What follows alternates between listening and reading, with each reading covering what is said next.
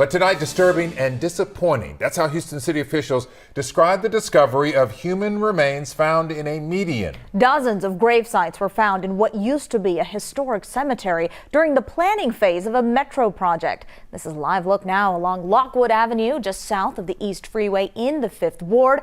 And that's where Jason Miles is with details including what comes next. Well, the short answer is respectful reinterment, something that was supposed to have been done when Lockwood Avenue here behind me was expanded decades ago, but clearly that didn't happen.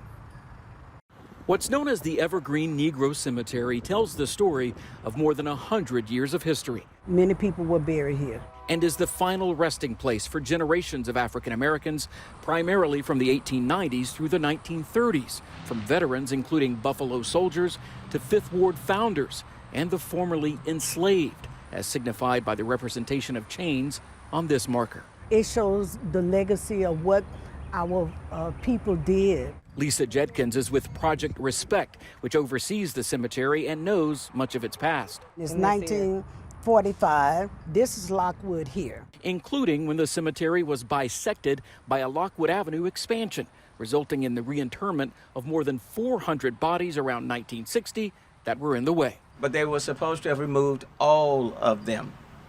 All of them. Mayor Sylvester Turner and others announcing today that crews doing preliminary work for a Metro Rapid project recently made a disturbing discovery beneath what is now the esplanade or median.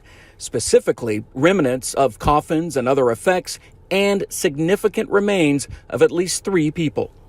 And it is clear that the city and its contractors did not remove all of the persons that were buried in Evergreen Negro Cemetery. Turner says the oversight, intentional or not, was way before his time, but will be corrected before the project resumes by respectfully reinterring any remains. We're going to give them a proper burial. Paying respects years after a monumental mistake.